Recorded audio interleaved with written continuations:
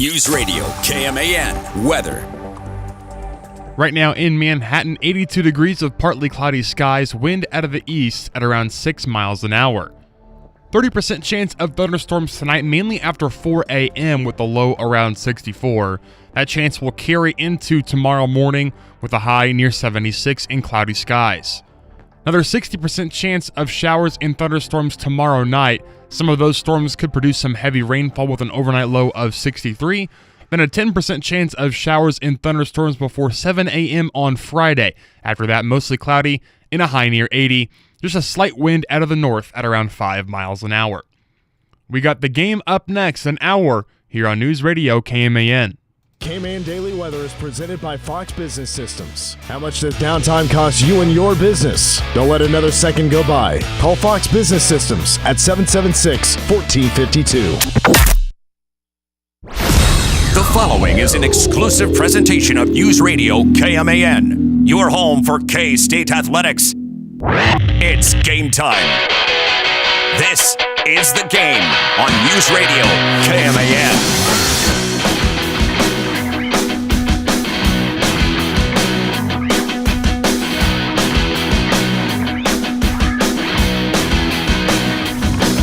K-State recruiting cannot be stopped. Back on the board earlier today in the class of 2027. This is recruitment number 26 in the class of 2027. Finn Walker, a defensive lineman out of Texas, and a big one. 6'7", 260, and I'm seeing edge. I mean, this is a large defensive edge. This has kind of been the theme of a lot of the recruits that K-State has been getting, an impressive offer sheet. Direct win over Baylor and Oklahoma State, both of whom he had taken visits to, but also Arkansas, Mississippi State, and 27 other schools. And K-State has themselves another commitment, another one out of Texas.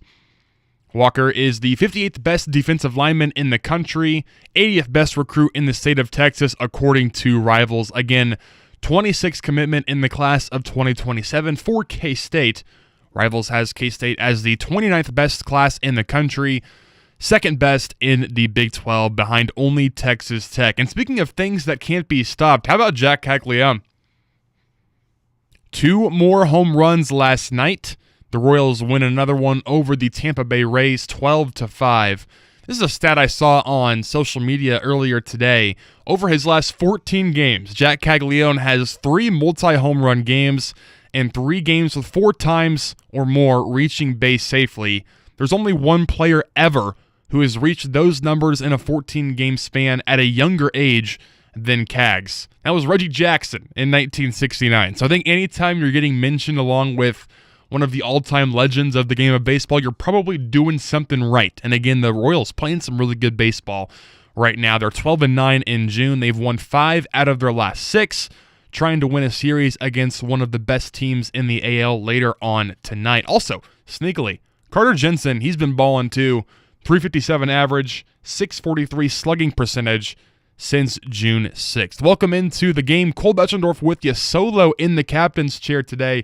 Mitch Fortner out of the office for today, but we will still hear from Mitch because of our weekly interview with K-State Online. They do fantastic stuff really all year round, but especially during the dog days of summer when there isn't a whole lot else going on, although maybe this summer is the exception with the World Cup going on as we speak. But they have the best K-State recruiting news and updates that is out there. Drew Galloway is keeping you updated every single day. He had another story out today because of Finn Walker's commitment, so I highly encourage you to head over to their website. But we'll have the interview with DY, the boss, the head honcho of the program, Derek Young, that Mitch recorded earlier today. We'll have 2 segments of that. We also will get into the final Gamey nominations, which, by the way, is tomorrow. Full 2 hours tomorrow. We do have a special guest coming in on Friday, but we wrap up basically the 2025-2026 academic/athletic year tomorrow with the Gamey Awards, the 7th annual Gamey Awards. Reminder to go over to Twitter at the game. I think it's, let me just double check what the handle for Twitter is because we have our polls, which count for 20% of the vote. The Game KMAN on Twitter. We will have, again, the polls on our account after the show with the categories that you're voting on today. You can still vote on them, I believe. Yes, they're still up on our account where you can vote for the past categories that we have gone over the last couple of episodes, and then we'll do the Gamies again tomorrow. Elsewhere in sports, before we get into the first of Mitch's conversation with Derek Young, K-State Athletics has announced the themes for 6 of the 7 football games for the 2026 season. Stripe Out versus Nichols, Fort Riley Day versus Washington State, Harley Day versus Tulane, Celebrate Ag Day against Houston, Homecoming against KU, and then Senior Day against Arizona on November 21st. No theme has yet been announced for the Oklahoma State game on the 7th of November. And then also the NBA draft was last night. It was an all-time one for the Big 12 specifically. They had 9 first-round picks. That is the third most by any conference in NBA draft history, led by number 1 and number 2. AJ DeBonsa going number 1 and Darren Peterson going number 2. Kind of as expected, not a ton of drama there. I know neither of those players worked out for the Jazz, who had that number 2 overall pick. Both of them thought that they should be the number 1 pick. I don't believe AJ DeBonsa actually did any workouts. Darren Peterson did one with the Wizards, who had the number 1 overall pick, but those two go 1 and 2. Kingston Flemings was number 8. Braden Murray's number 10, and then several others. Also, Cameron Carr from Baylor, who played a couple of seasons at Manhattan High, so a little bit of MHS ties in the draft last night. He went number 24 overall to the New York Knicks, the reigning champions, New York Knicks. Cameron Carr, former MHS student and athlete, going at number 24 in the draft. Big night for the Big 12, big night for the Royals, and again, K-State football continues to dominate on the recruiting trail. Speaking of which, here is Mitch Fortner's conversation with Derek Young that he recorded earlier today. Well, it's Wednesday, and you know what that means. AEW Dynamite tonight from a market that has never been good for pro wrestling. That'd be Rio Rancho, New Mexico. The Albuquerque area has never been a good market yet. AEW is going to run the territory, and they're giving these people one of the best top guy versus mid-tier guy card I think I've ever seen. Will Ospreay, the Young Bucks, Swerve Strickland, Jungle Jack Perry, the Death Riders. They're all in action tonight as they have the go-home episode right before Forbidden Door this Sunday from San Jose, California. But tonight, Dynamite on TBS starting at 7 o'clock Central. It is also KSO Day. We're joined by Derek Young this week from K-State Online.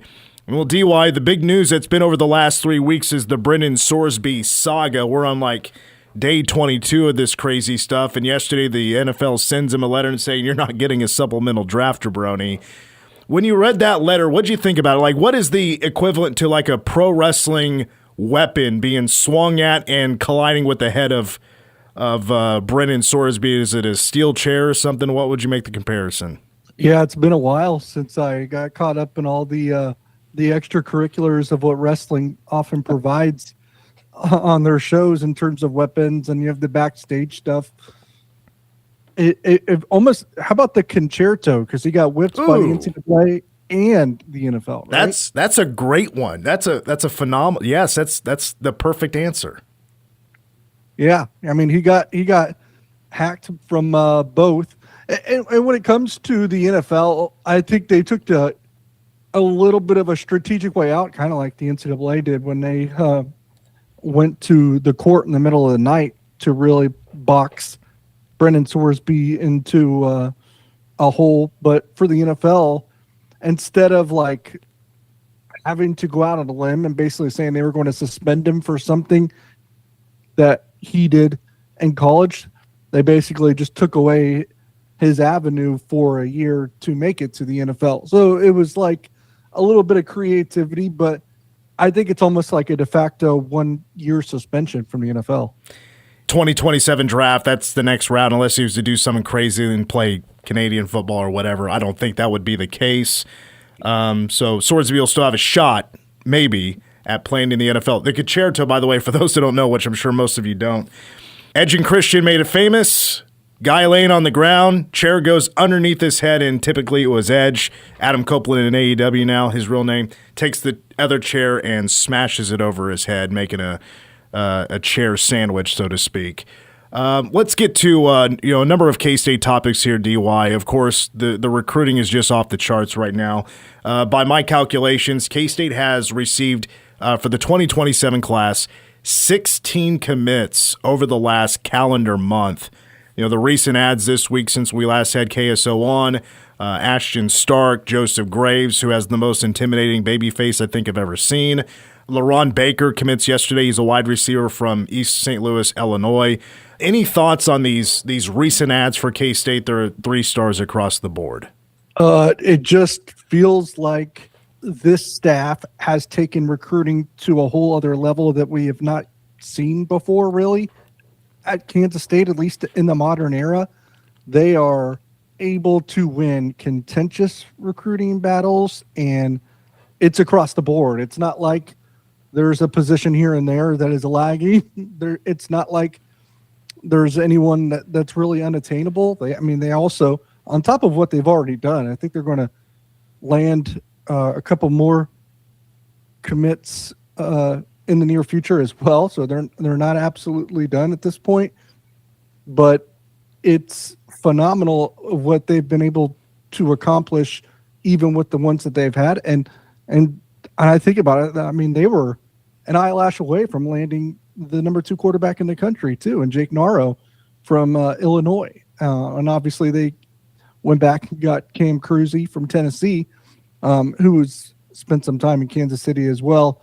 It's just their ability to land and close high-level prospects with sensational offer sheets in terms of like a overall volume and quantity is just, I think it's even surpassed my expectations, at least in year 1, which is typically going to be your worst class that you sign, because you just don't have, you're working from a disadvantage in terms of relationships and overall time build up with a lot of these targets that you're chasing compared to the schools you're going up against. So it's opening my eyes to what they've done this year, but more so what they might be able to pull off in the future.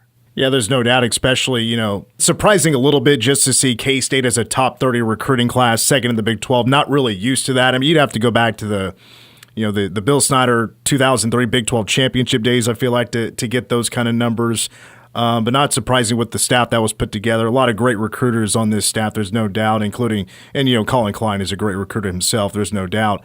Mentioning the numbers there again, right now, K-State with the recruiting class, I believe, as of this moment, is at 25. 29th best class according to Rivals, second in the Big 12, like I had mentioned. You mentioned you still could see more guys being added to this. Look, 25 feels like a really high number for this day and age, especially with the 27 class could be a little wonky because of the new eligibility rules. But K-State's like, look, we got spots, folks. How high do you think this number could get for 2027? Before the week is over, I think they'll be at 27 commits. I think they're going to land 2 more this week. Now, do they tack any more on top of that? Maybe not. And they're going to fight.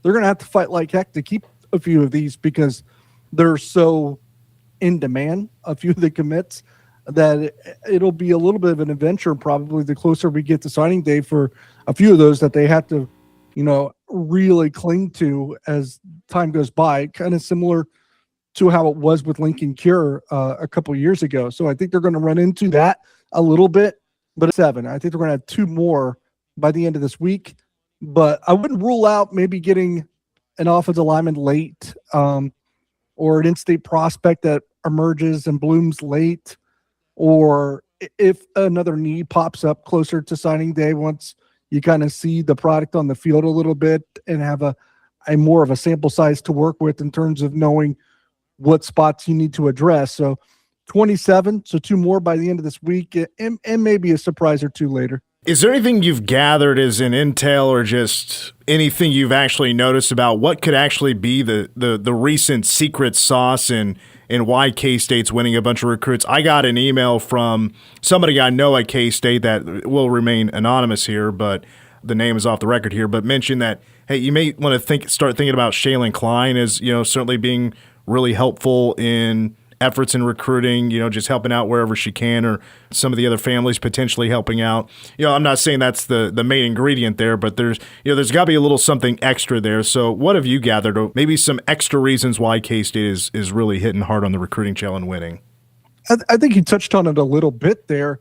I think showing off that actual family atmosphere and collectivity within the program across the players and their families, across the coaches and their families, I think that is attractive, where you're just not selling the vision of that. You put it into practice when you get some of these prospects on campus and they see those connections and those relationships. But I also think part of it comes down to Colin Klein assembled a staff that has some phenomenal recruiters in general. We've talked in the past how Buddy Wyatt was pretty good recruiter. Brian Lepak was a pretty good recruiter. Obviously, Taylor Bratt was on the staff and has been a phenomenal recruiter for decades at this point. But they just have more of those. Obviously, Buddy Wyatt and Brian Lepak are still on staff. But for example, what Taylor Bratt means and what he can help in the state of Kansas for the Wildcats and has for decades, Josh Buford is essentially an identical weapon of that sort, but to the state of Missouri. So and then you add in Corey Patterson and Thad Ward, probably two of the best recruiters in the country when it comes to the city of St. Louis.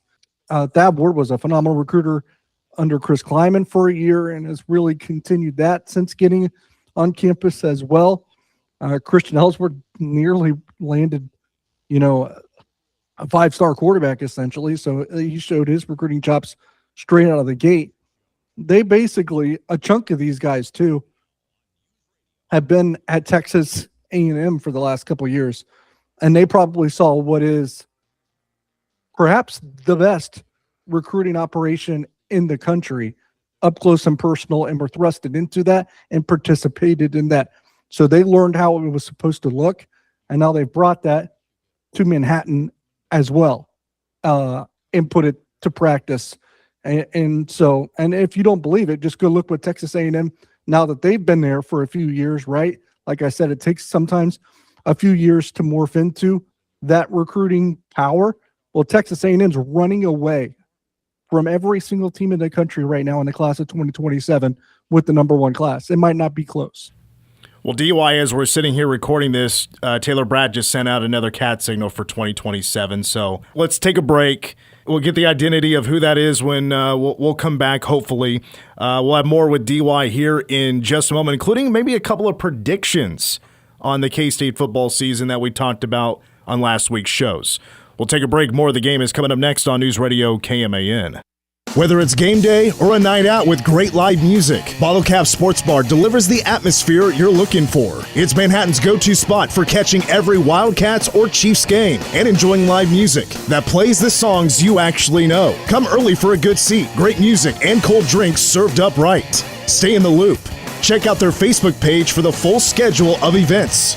Bottle Caps, where the music's live, the game's always on, and the vibe is just right. Bottle Cap Sports Bar located on West Anderson across from Dairy Queen. Hey Manhattan, we're the folks who own Manhattan Ford, and yeah, we're new in town. So if we wave at you in traffic, we ain't flirting, we're just being polite. But listen, if you're looking for a good pre-owned car, truck, or SUV, we've got a whole lot of them, not to mention all the new rides in stock. Clean, reliable, and not one of them smells like old fast food and regret. And if your ride starts acting funny, squeaking, shaking, or that dash is lit up like a Christmas tree, our service department's ready for oil changes, tires, and repairs. Manhattan Ford on Highway 24. Come see us, we'll treat you right. Former Senator Tom Hawk and former Representative Mike Dotson here. There's a lot of talk about a proposed constitutional amendment that would change how Kansas Supreme Court justices are selected. We invite you to attend a town hall Tuesday, June 30th from 6 o'clock to 7:30 p.m. at the K-State Student Union Courtyard. This event is hosted by Flint Hills Coalition for Fair Courts, a nonpartisan coalition of current and former elected officials and community leaders. We're honored to welcome two distinguished speakers, Lawton Nuss, former Chief Justice of the Kansas Supreme Court, and Logan Stenzing, Director of Civic Engagement Campaign. Given the significance of this proposal, it's important that Kansans citizens have an opportunity to learn about the amendment. Time will be reserved for a question and answer period following the presentation. We hope you will be able to join us at the K-State Student Union on June 30th for this important community discussion.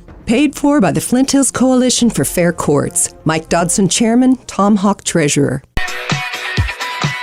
Westwood One Sports presents this World Soccer Update, sponsored by Sleep Number. Save on cooling comfort during Sleep Number's 4th of July sale, only at Sleep Number store or sleepnumber.com. We have our first group champion as Switzerland takes Group B with a 3-1 win over Canada in Vancouver. Canada did pull one back, but it was Johan Manzambi's 57th minute goal providing the difference. Canada finishes second in the group as a host nation. Meanwhile, Bosnia locked up third place in Group B, outscoring Qatar 3-1 in Seattle, and that makes Bosnia a likely opponent for the U.S. in the round of 32. Speaking of the United States, Mauricio Pochettino's squad taking on Turkey tomorrow in L.A. Christian Pulisic telling the media today he will be available after missing the Australia game with a calf injury. The U.S. has already won Group D, playing for momentum against an eliminated Turkey squad. I'm Lucas Panzica, Westwood One Sports. If the world were like a Sleep Number mattress, everything would adapt for your comfort.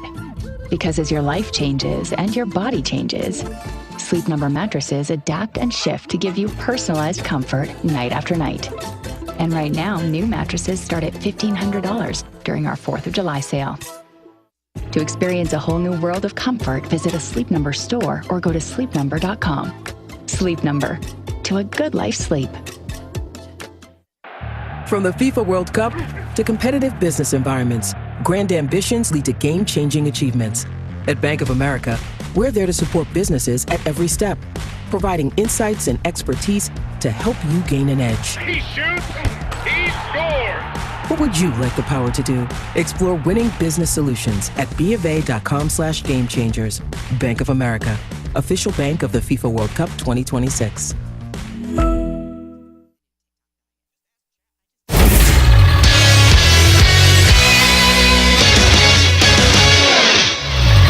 I'm Cole Betchendorf with the Game Sports Update, brought to you by Bottle Cap Sports Bar.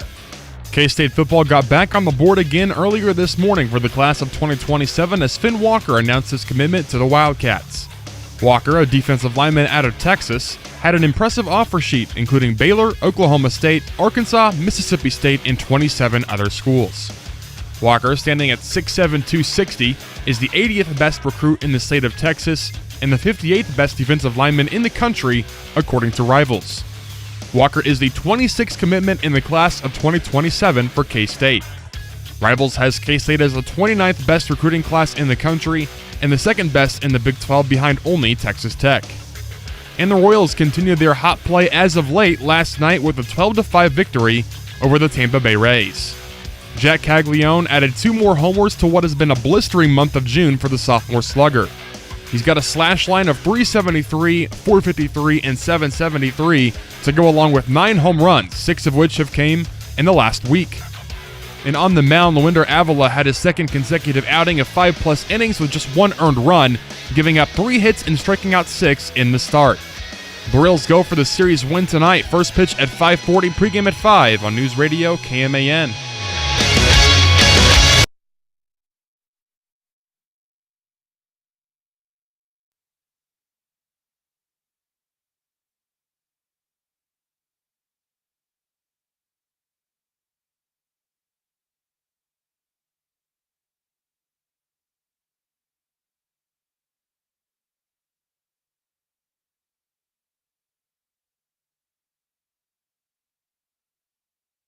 The game continues. Mitch Fortner with Derek Young from K-State Online. The show wrapping up at 5 o'clock today for Royals baseball as they're on a hot streak. And speaking of hot streaks, there's no way of fanning this heat for K-State football right now. No way of putting it out. Their football recruiting right now is off the charts. And they, just a few moments ago, have added another recruit here, DY, coming up from Conroe, Texas. Finn Walker is a defensive lineman.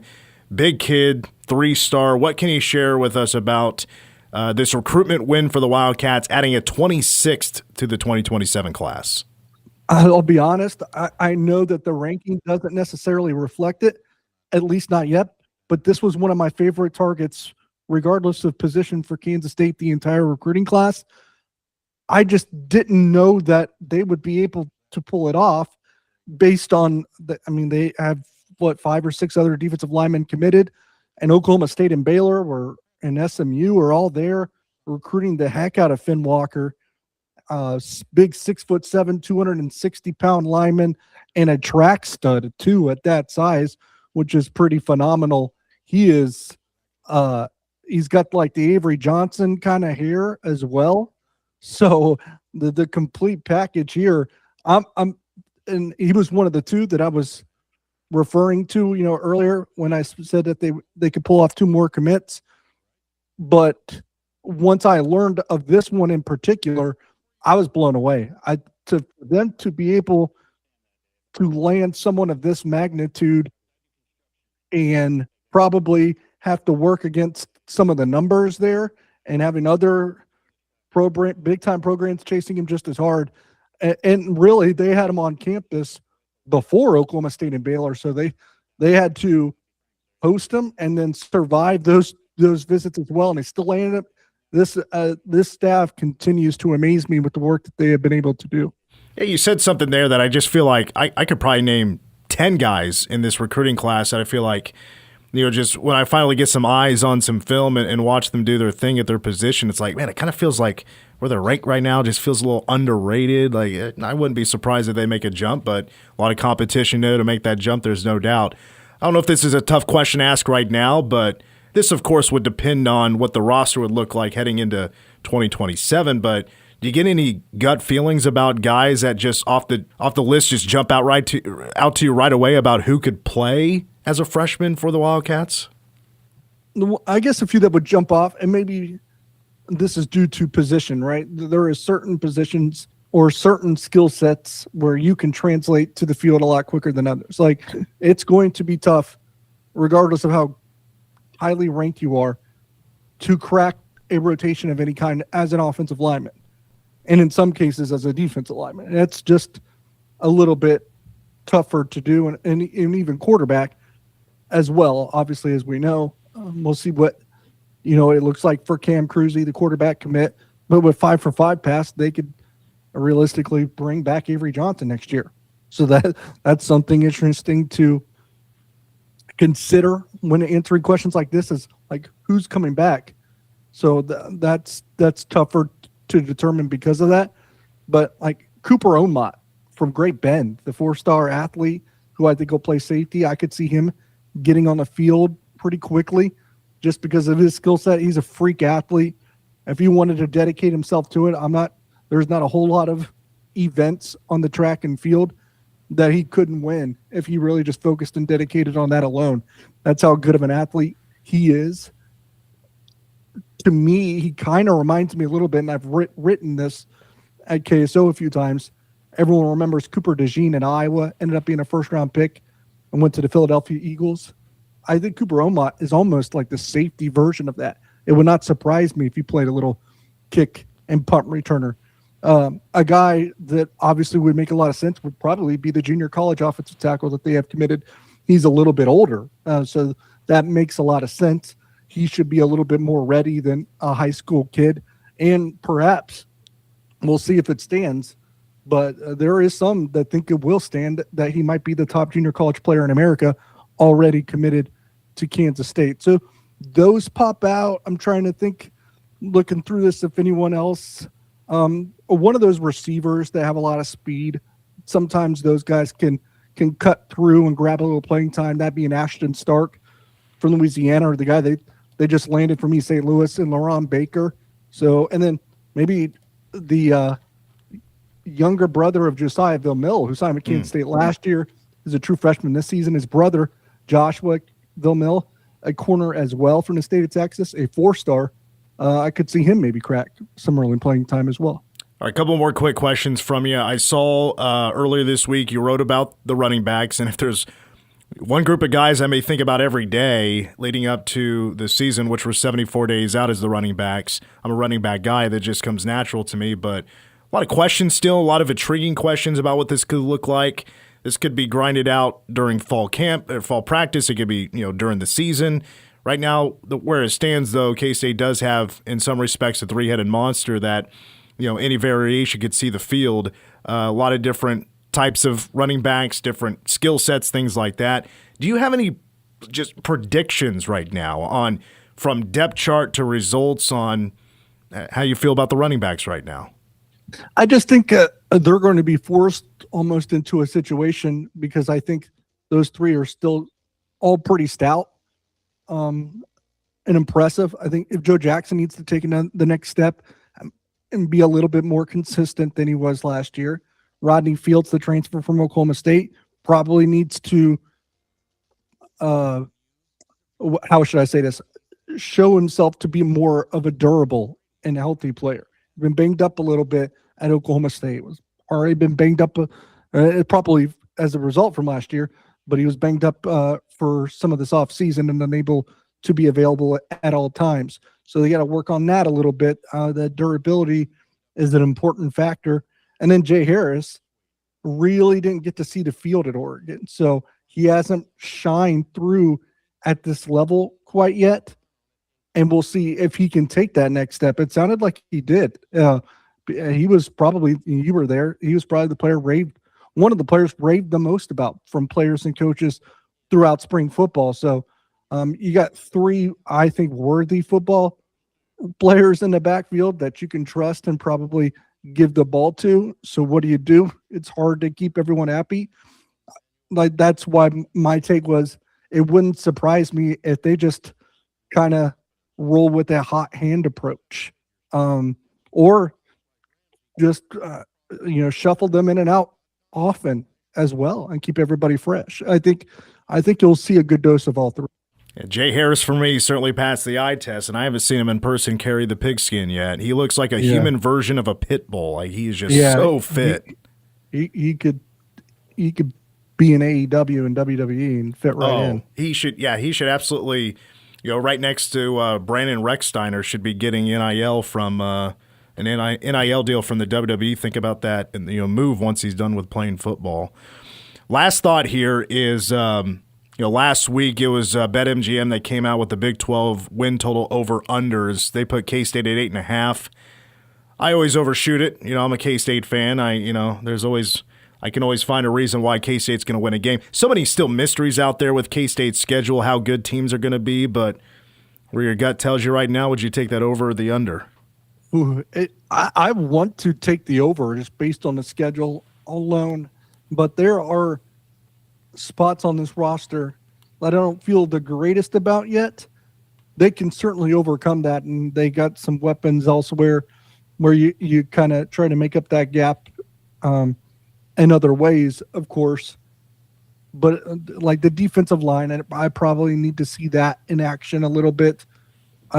But they have talent elsewhere to make up for it, and the schedule is so light that 8-4 seems like it should be the absolute bar. And obviously, you're one of the schools that has a returning quarterback.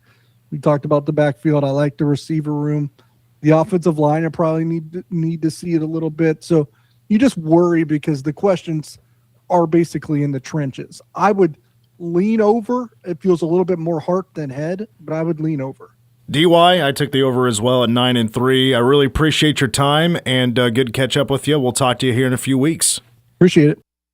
That was Mitch Fortner's conversation with Derek Young. Again, I'm Cole Deschendorf back with you here on the game. Mitch out of the office today, but caught up with DY earlier today. Again, if you missed any of that, feel free to head on over to our YouTube at 1350kman.com. We're live right now. You can hop into the chat and say what's up. Speaking of the chat, if you have any thoughts, concerns, comments, text us at 785-537-1350. Still to come here on the game, we have our last round of nominations. The 7th annual Gamey Awards are tomorrow. We have our first full show of the week tomorrow, a full 2 hours. And we have to finish up those nominations, and we'll do that next. We're going to step aside and bring back the final wave of nominations for the 7th annual Gameys next on the game. Your dream home starts with the right builder. DNR Construction, locally owned since 1963, specializes in new home construction built around your lifestyle, your family, and your future. From the first blueprint to the final walkthrough, DNR Construction delivers quality craftsmanship, clear communication, and attention to every detail. And if your current home needs a fresh new look, they also offer expert remodeling and renovation services. New homes, remodels, trusted local service. Call DNR Construction in Manhattan today and start building your future from the ground up. A cancer diagnosis can impact your health in many ways, including your bones. Join the Meadowlark Cancer Program on June 30th at 6 p.m. at Manhattan Public Library for Empower Yourself, Bone Health. This interactive session will offer safe, practical ways to build strength, improve balance, and support bone health during and after cancer treatment. Adults of all ages and all stages of the cancer experience are welcome. Learn more at meadowlark.org and click Community Programs. K-State fans, are you ready for the new era of men's basketball? I can't wait to get started in there. Great opportunity for us and a privilege to be a part of. Men's basketball season tickets are on sale now to see Coach Alexander and the Cats all year at Bramlage Coliseum. This crowd's going crazy now. Secure your seats now and enjoy unique incentives by visiting kstatesports.com or calling 1-800-221-CATS. Go Cats. Caregiving can be incredibly demanding, and it's easy to feel overwhelmed. Let Leonardville Nursing Home provide you and your loved one with Senior Day services, available Monday through Friday from 9 to 5 with prior arrangements. Run your errands, go to work or appointments while we provide compassionate care for your senior. Our trained, caring staff provides nutritious meals, social activities, and a safe, supporting environment. Contact Leonardville Nursing Home for Senior Day services, an invaluable solution for both caregivers and seniors. Please be advised, you may want to stop eating the following foods immediately: broccoli, kale, bean sprouts, blueberries, quinoa, spinach. Wait, what? I thought those were good for me. Turns out, not for everyone, because what's healthy for one person can cause inflammation for another. And the only way to really know what your body needs is to listen to it. Listen how? That's where Viome comes in. Viome is a simple, at-home gut health test that looks at your body's real-time biology using RNA to understand what's happening inside you right now. When your results come in, you'll learn exactly which foods to eat, which to avoid, and which supplements are right for you, all based on the world's largest RNA-based human biology database and thousands of clinical research studies. And many people who use Viome report more energy, better digestion, and a better mood within months. So stop guessing. Start knowing. Learn more at viome.com/gut. V as in Victor, IOME.com/GUT. And use coupon code GUTHEALTH50 to save $50 off your purchase. Viome. Trust your gut. For too long, the power to choose our Supreme Court in Kansas has been held by political insiders. You can change that. Amendment 1 is simple. It gives power back to voters. This is the most common system in America. Now, we need it in Kansas. Those fighting this say they don't trust you to decide. We say voters deserve a voice.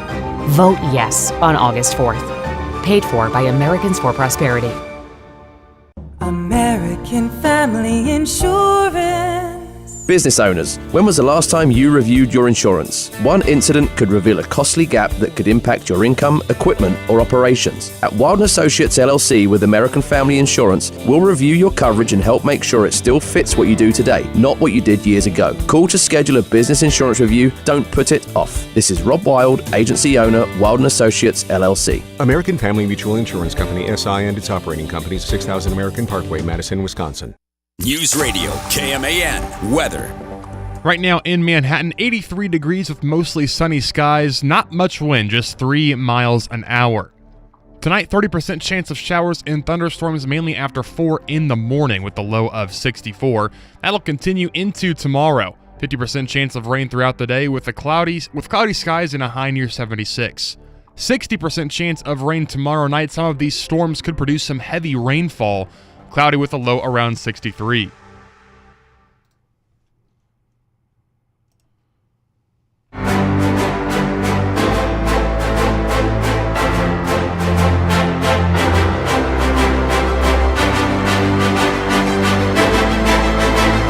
That music means it's time for some more gamey content here on News Radio KMAN. Cole Dutchendorf with you solo in studio for today. It's just an hour-long show with you for about 15 more minutes.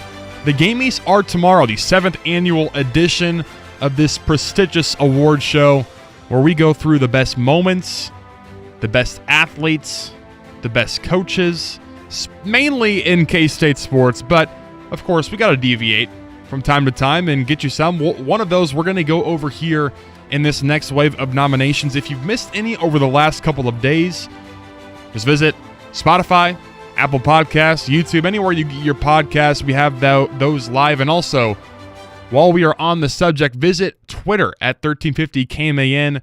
You can vote on the previous categories, on the previous nominations, because the voters will be 20% of the final tally, 20% of what the final vote is worth when we go over who wins these awards tomorrow. We do have a full show tomorrow, 2 hours, as finally the Royals not playing at 5:40, which brings to my attention again the Royals in action against the Rays tonight at 5:40. Pregame at 5 at the end of the show here on News Radio KMAN. But it's time. Let's get going with these nominations in I Was a Little Turnt Moment of the Year. That's the first category we'll go over for today. This is, of course, the wise words of the nonchalant fisherman himself, DJ Giddens. I was a little turnt moment of the year. And we start on the gridiron, and we actually start at the running back position. And I think this is a very worthy nominee. Joe Jackson, 293 rushing yards at Utah. I kind of loop this in as the entire running back room / offensive line. K-State record for rushing yards in a game for Joe Jackson, 12.2 yards per carry, 3 rushing touchdowns from 66, 80, and 24 yards out. He also helped, obviously, that school record of 472 rushing yards in a game, 5 rushing touchdowns as a team. The 574 total offensive yards were the 8th most in school history. Joe Jackson, 293 rushing yards at Utah, the first I Was a Little Turnt Moment of the Year nominee. Next up, we have indoor track and field reaching number 1 in the nation. The second week of the indoor track and field season arrived, and for the first time in 14 years, K-State athletics had a team ranked number 1, going back to, of course, when K-State football topped the BCS standings back in 2012. Let me remind you, there were legitimate national championship hopes for this indoor track and field men's team. I mean, a squad with plenty of talent, a myriad of events. It was a high that did not come down for a little while, and we'll touch on this a little bit later as well, but this was a team that didn't meet the expectations for early in the year, but they performed their tails off.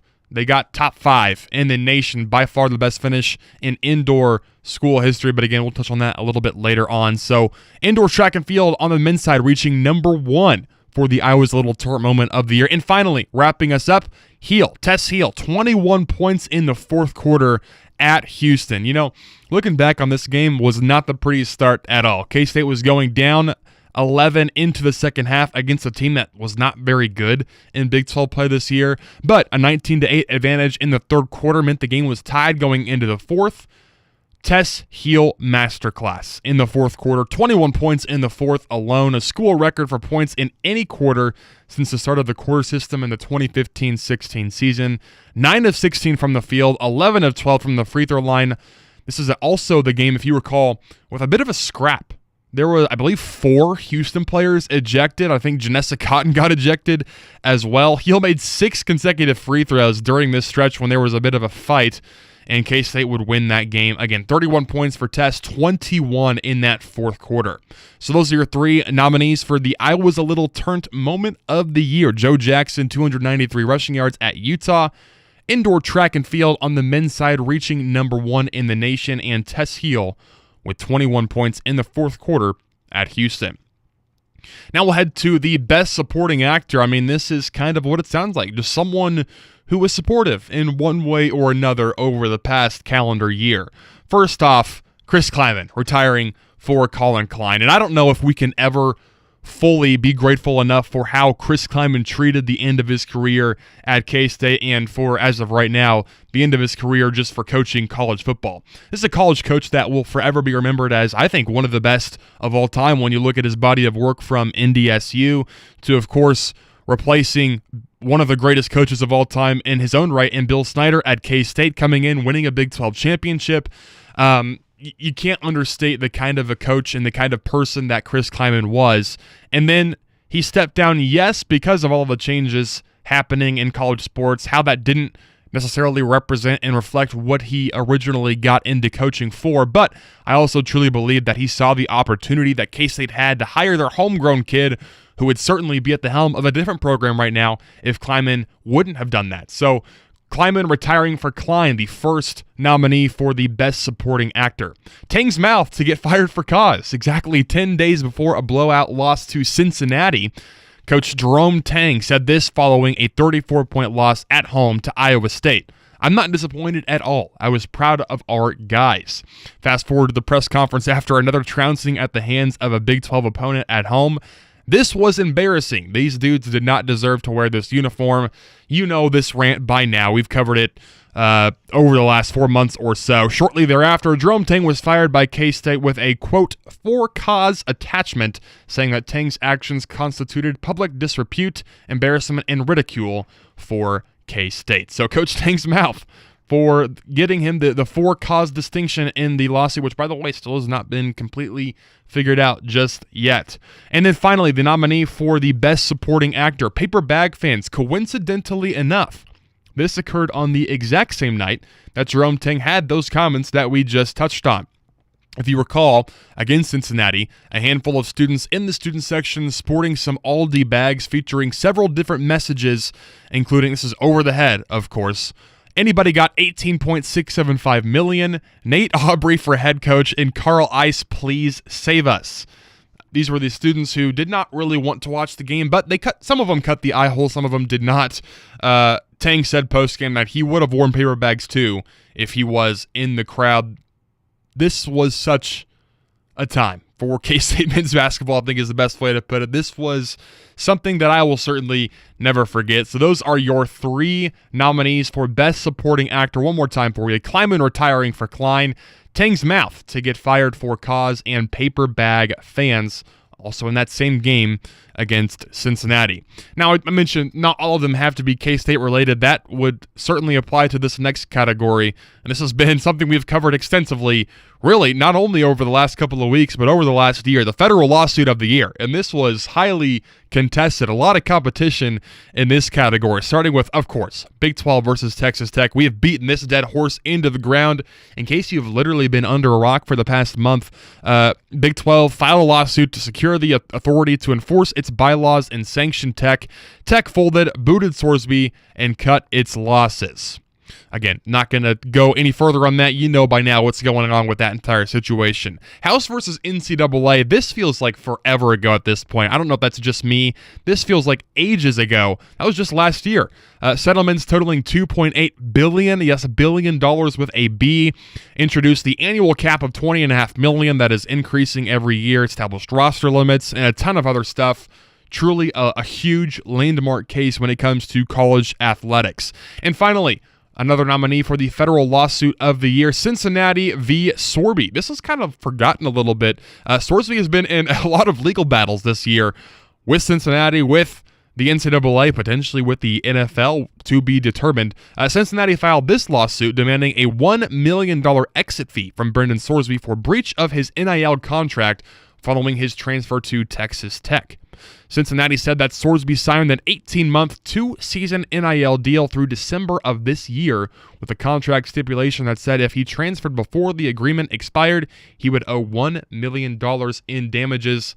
I don't think we've gotten really an update on this. I don't know if this still exists, but this was put into court, put into motion by Cincinnati, I believe. Kind of the first we've seen of a school trying to get back at an athlete for transferring, basically, because of contract that he signed with a school. Okay, and to wrap up, this is one of the major categories. Best director, the best coach of the year at K-State, starting with Travis Geffert, second year at the helm, and a program that was not... Track and field was the most successful program at K-State over the past year is what I'm trying to say. He was the Midwest Indoor and Outdoor Men's Coach of the Year, again, in both indoor and outdoor seasons. Men got 4th place at the Indoor Championships. That's their highest finish in team history. They got 8th In the outdoor, the women had a ton of success as well. Multiple national champions for track this year. It was a fantastic year for track and for Travis Geffert. Also, Jason Mansfield, his third season at K-State was a good one.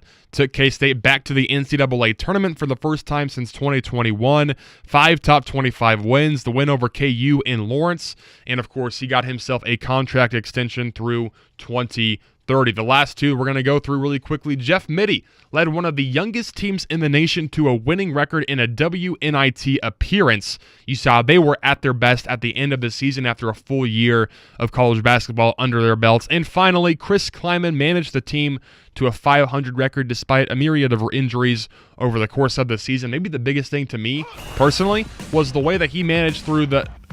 Players didn't quit, even though they had reasons to. I know they're contractually obligated at this point to perform at their best, but they could have quit. They still had buy-in over the course of the season. So that was your final category. Best Director, Travis Geffert, Jason Mansfield, Jeff Mittie, and Chris Kleiman. Again, Gameys are tomorrow. Full 2-hour show, both tomorrow and Friday. Special guest on Friday. 7th annual Gameys tomorrow. Mitch will be back, and we'll have a fun time. So wear your suits.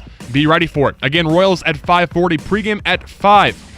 For Mitch, for DY, I'm Cole. We'll see you tomorrow.